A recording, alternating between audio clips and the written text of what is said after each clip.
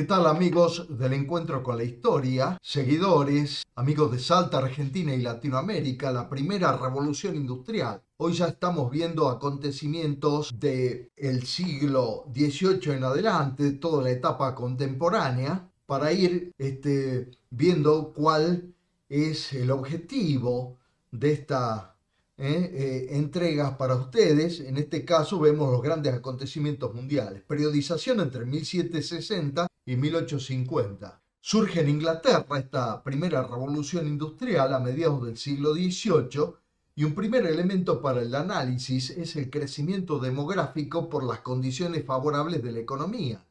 Las previsiones de Malthus no se cumplieron. ¿Quién era Malthus? Era un economista que decía que, bueno, la población crece a pasos agigantados en progresión geométrica, 1, 2, 4, 8, 16, y los alimentos crecen en progresión aritmética, con lo que, bueno, habría serios problemas como para alimentar a la humanidad. Entonces estas previsiones de Malthus no se cumplieron y el crecimiento de la población, tanto en Gran Bretaña, tanto en Gran Bretaña como del continente, no desembocó en un periodo de hambre y mortalidad. Un segundo elemento para el análisis son las transformaciones en la agricultura, es decir, una revolución agrícola, las nuevas cosechas de forraje como la alfalfa, el trébol, nabos y remolacha, resultaron ser útiles para la rotación con los cereales. Hay selección de semillas, arados de hierro, mejores abonos y la ganadería que como complemento y no oposición había mejores crías y refinación del ganado.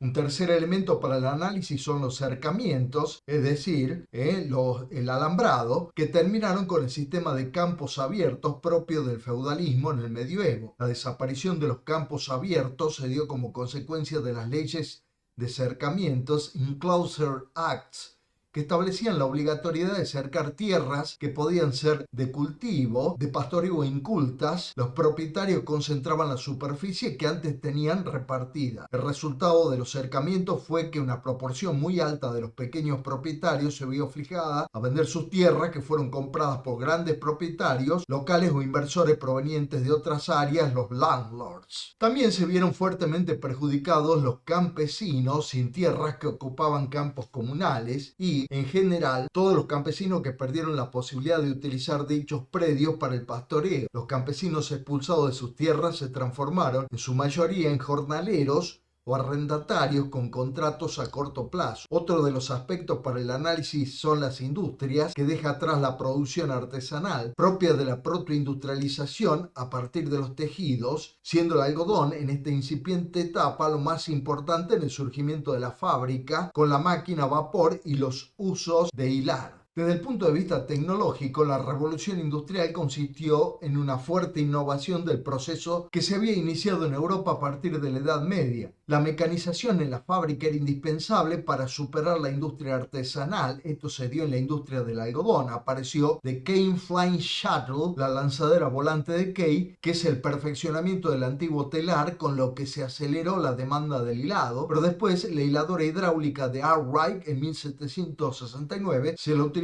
con máquinas de vapor. La mecanización del hilado incrementó la producción en forma notable. Ahora vamos a ver en esta placa lo que es la máquina de vapor, que consiste primero en una caldera con agua que produce vapor. Ese vapor se lo envía a presión a un pistón que mueve el pistón y luego a través del pistón unido a una biela hace girar una rueda y esa rueda va conectado a los telares que le van a empezar a dar velocidad al hilado. El sistema de fábrica no suplantó rápidamente a la industria doméstica artesanal que siguió existiendo y la mecanización total de la industria algodonera concluyó en 1850. La industria metalúrgica, el sector metalúrgico tuvo un crecimiento mucho menor que el del algodón, aunque debido a su importancia posterior se le ha atribuido un papel más significativo en el que se merece. Los productos que se obtienen del tratamiento del mineral son el hierro fundido y el acero, que se diferencian entre sí por la proporción de carbono que contienen y su dureza. El hierro fundido es el que más posee carbono y menos resistencia, y el acero el que tiene menos carbono y más resistencia. Nuevas fuentes de energía. La revolución industrial se basó en dos fuentes de energía, la hidráulica y la del vapor, que reemplazó a la tracción a sangre del hombre y los animales. Las primeras máquinas a vapor comenzaron a emplearse desde principios del siglo XVIII en la minería para bombear el agua de las galerías. La máquina de Watt comenzó a usarse como fuente de energía para la producción manufacturera. Fue adoptado primero en las hiladerías de algodón en 1785. Las modernas ciudades industriales fueron hijas del vapor. Se utilizó el carbón mineral como combustible, que era un recurso abundante y barato y ofrecía la posibilidad de librarse de las fuentes orgánicas de materias primas que comenzaban a ser escasas, como en el caso de la madera. Acá vemos una placa de lo que va a ser una fábrica en la primera revolución industrial. Aparecen ya las primeras chimeneas, los primeros grandes contaminantes de la atmósfera. Por allí Arturo Sábato, un gran escritor argentino, decía: sin la revolución industrial el hombre todavía seguiría adecuado a la naturaleza. Pero bueno, eran los tiempos que se venían y evidentemente el capitalismo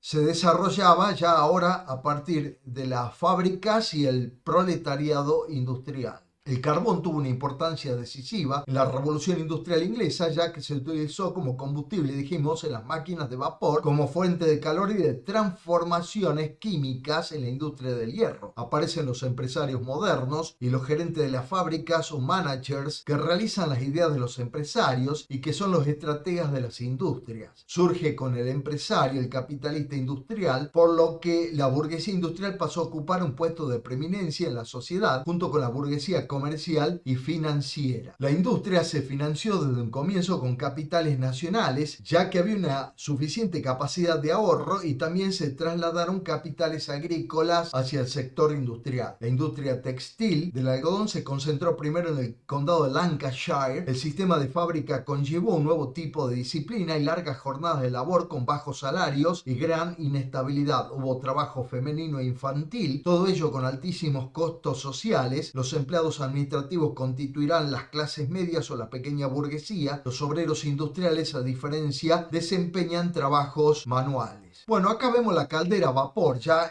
la máquina en toda su dimensión, la caldera a vapor, donde el carbón está encendido, la caldera, abajo está el carbón, la caldera tiene agua, de esto va un cilindro y un pistón. El pistón se mueve conectado a una biela hacia lo que va a ser el sistema de la rueda giratoria conectada a los usos del hilado. Pero acá aparece una nueva innovación, que es el condensador, que es el que recupera el vapor de agua y se vuelve a transformar en agua para ser luego llevado de nuevo a la caldera. Parecería ser un circuito perfecto, que en realidad, bueno, que el agua prácticamente no se pierde con el vapor y vuelve a la caldera, pero sí, evidentemente se pierde un poco y hay que ir reponiendo, porque bueno, el condensador no logra terminar condensando todo el agua para la caldera, solamente una parte de la misma, y hay que seguir enviando agua al sistema. Con el tiempo aparecerán grandes ciudades industriales como Manchester, será el centro de producción textil más importante de 1770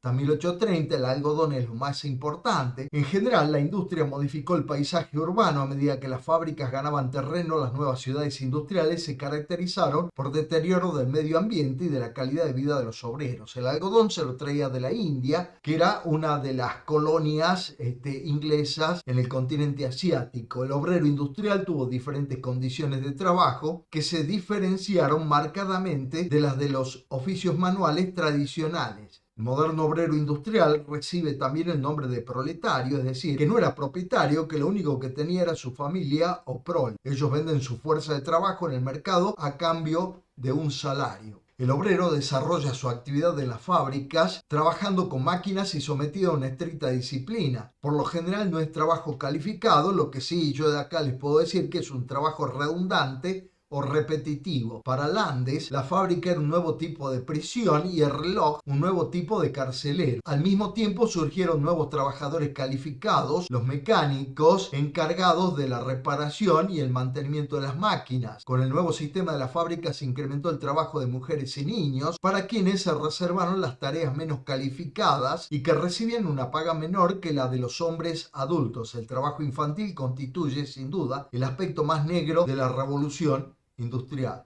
Bueno, acá tenemos el movimiento obrero trabajando en las máquinas, para el hilado. Y bueno, es un trabajo repetitivo, redundante, no es un trabajo calificado. Y bueno, el deterioro luego en la salud se irá viendo progresivamente en cada uno de los obreros. Muchos niños entre 6 y 8 años trabajaban como adultos entre 14 y 16 horas diarias y a veces podían comprar menos de 1 kilo de pan. Para Hobsbawm, el gran historiador inglés, el nivel de mortalidad infantil se incrementó, aunque otros autores sostenían que se mejoraron las condiciones de vida y disminuyó la desocupación. Sin embargo, ¿a qué costo? Se pagaron altísimos costos sociales en los primeros momentos de la industrialización, costos pagados por personas de carne y hueso durante varias generaciones. La Europa noroccidental es la primera en industrializarse. Era aquella que más se asemejaba a Gran Bretaña, incluía las actuales Holanda, Bélgica, Francia y Alemania.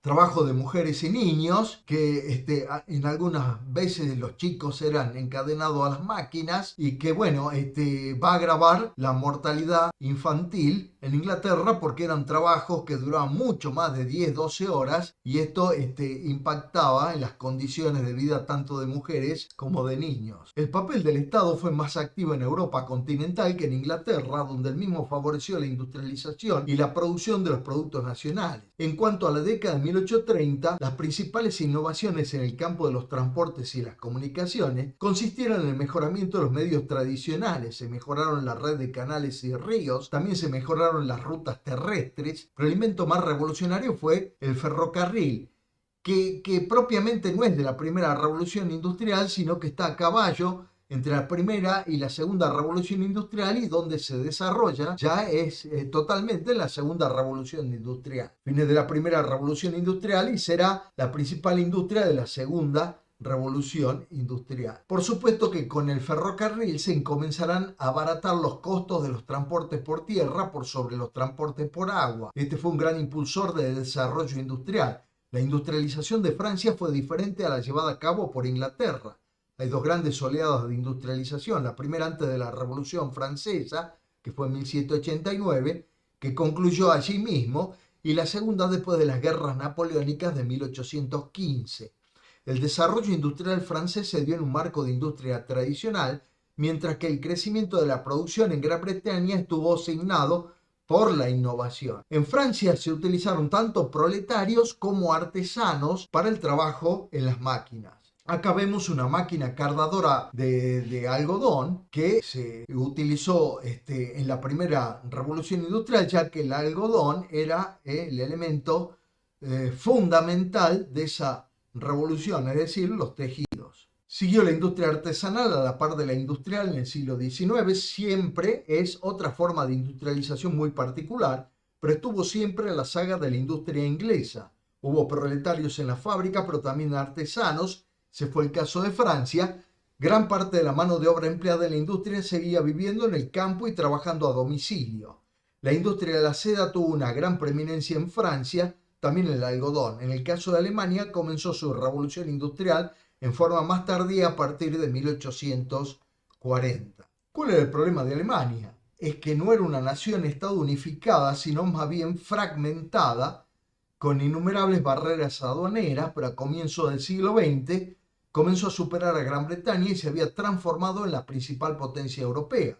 Aunque la unificación de Alemania se completó recién en 1871, en 1834 se llevó a cabo la unión aduanera, el Zollverein, que permitió la unificación del mercado interno. Fue una revolución industrial muy acelerada que tuvo como soporte al sistema educativo muy avanzado. En Alemania el sector textil no tuvo la importancia de Inglaterra, pero la industria pesada y los bienes de capital fueron los más importantes y fue, si se quiere, el máximo exponente de la segunda revolución industrial. En esta placa vemos la industria textil, trabajando mujeres allí en las máquinas, y que bueno, nos da una idea del sufrimiento por el trabajo de más de 12, 13, 14 horas diarias y que prácticamente no existía descanso. La industrialización en los Estados Unidos, entre el comienzo de 1780 al finalizar la Guerra de Independencia y 1914 al estallar la Primera Guerra Mundial, los Estados Unidos pasaron a ser un país con una población reducida, distribuida por un extenso territorio, a ser la nación con el mayor ingreso per cápita del mundo y el país industrial líder, superando a Gran Bretaña desde fines del siglo XIX. La industrialización se vio favorecida por un inmenso mercado interno y un incremento extraordinario de la población. Luego de la guerra civil, el norte, que era industrialista, se impuso al sur, que era agroexportador de algodón y tabaco. Se produjo la unidad y el modelo industrial pasó a ser lo más importante hasta la actualidad. Los ferrocarriles fueron fundamentales para la interconexión del este con el oeste, esto es en los Estados Unidos, y el gran impulso a la industrialización. Entre 1840 y 1860 la industrialización se basó en los textiles de algodón, el calzado y del cuero, la del hierro y las maquinarias. La industria de armamento llegó a los primeros puestos del rubro metal mecánico. La industria de máquinas y herramientas fue la principal del mundo, con repuestos intercambiables que se hacían estandarizados. La competitividad de la industria norteamericana llegó con la innovación y la organización administrativa de las fábricas. Bueno, acá vemos los primeros ferrocarriles. La primera máquina inglesa, la Rocket, una máquina que se va a hacer estándar en esa época y perfecto, llevando el vagón que tenía carbón y bueno, más los rieles. Estos son los primeros ferrocarriles. En la Argentina el primer ferrocarril será el ferrocarril Oeste en la década del siglo en el siglo XIX, en la década de los años 50. Sin embargo, el capitalismo norteamericano a partir de la declaración de la independencia fue altamente proteccionista a lo largo del siglo XIX y XX, no creyendo las ventajas de laissez-faire y laissez-passer. Los aranceles contribuyeron al desarrollo industrial, al crecimiento económico y al bienestar de la población. La protección cumplió un rol decisivo en el desarrollo del hierro y el acero, aunque hay autores americanos que creen que el no proteccionismo es lo mejor. El sur, en cambio, hasta el fin de la Guerra de Secesión fue una zona de plantaciones esclavistas.